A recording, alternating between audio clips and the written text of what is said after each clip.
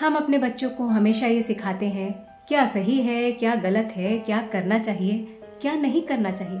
लेकिन कभी कभी छोटे बच्चे कुछ ऐसी बात कह जाते हैं कि हमारी आंखों पर पड़ा हुआ पर्दा हट जाता है।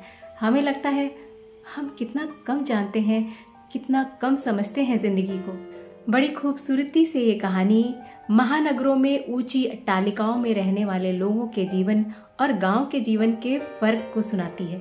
सुनील अपनी पत्नी सुनीता और 4 वर्षीय बेटे सुमित के साथ दिल्ली में 3 BHK फ्लैट में रहता था।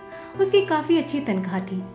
वो शहर के जाने माने क्लब का मेंबर था, जहां वो जिम जाता था। अपने बेटे को स्विमिंग सिखाने के लिए अक्सर स्विमिंग पूल पर ले जाया करता था। जब बेटे की गर्मी की छुट्टियां हुई तो पत्नी सुनीता ने कहा, इस बार छुट्टियां मनाने हम कश्मीर चलें? सुनील ने कहा, न, इस बार हम छुट्टियां मनाने गांव जाएंगे। सुनीता ने तुनक कर कहा, गांव? कितनी गर्मी होगी वहां, कोई छुट्टियां मनाने भी गांव जाता है?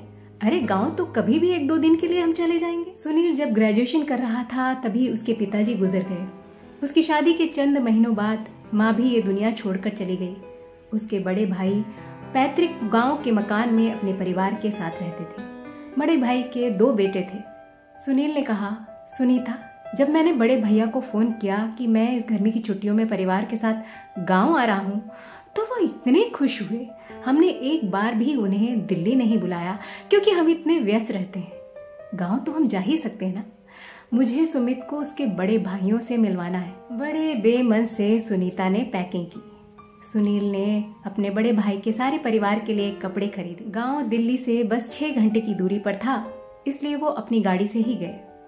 घर पहुंचने के 10 मिनट पहले सुनील ने अपने बड़े भाई को फोन करके बताया कि वो पहुंचने ही वाले हैं।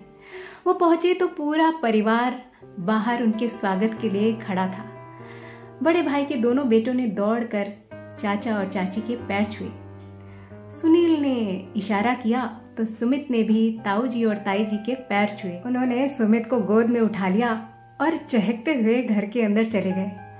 सुनीता को ये एहसास हुआ कि जैसे वो बरसों बिछड़े हुए 2 भाइयों को मिलता हुआ देख रही है। गांव में लाइट अक्सर चली जाया करती थी। घर का दरवाजा हमेशा खुला रहता था। कोई भी कभी भी आता रहता था और घंटों बातें करता था। सुमित अपने बड़े भाइयों के साथ खेत खलिहान में जाया करता था, नदी में तैरने जाता था।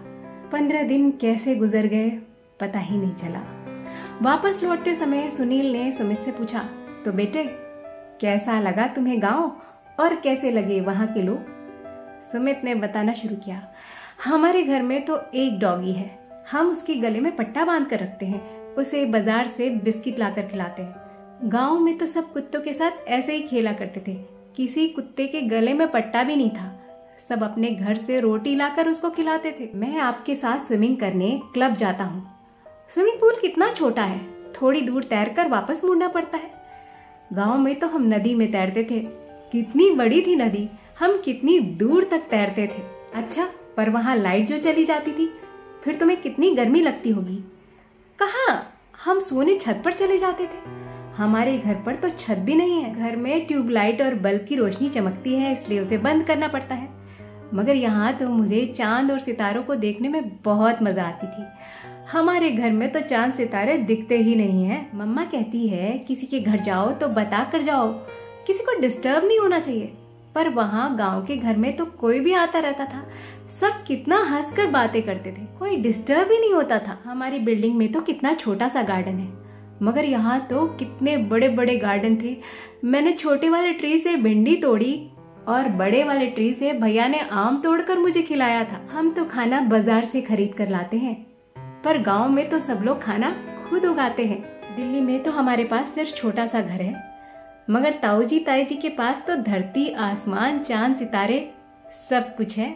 बेटे के मुंह से गांव की इतनी सुंदर व्याख्या सुनकर सुनीता की बोलती बंद हो गई। उस छोटे से बच्चे की निश्चल नजर ने सुनीता की आंखों पर पड़ा हुआ पर्दा हटा दिया कि वो बहुत खुश हैं, शहर में बहुत पैसा कमा रहे हैं। हर साल हजारों लोग गांव छोड़कर शहर पैसा कमाने जाते हैं। वहाँ 1 कमरे 2 कमरे के घर में रहते हैं, मगर वो इस पैसा कमाने की होड़ में कितने खुश रह पाते हैं पता नहीं। इस छोटे से बच्चे की निश्चल नजर ने गांव के सादगी भरे जीवन की खुशियों की वास्तविकता सुना दी।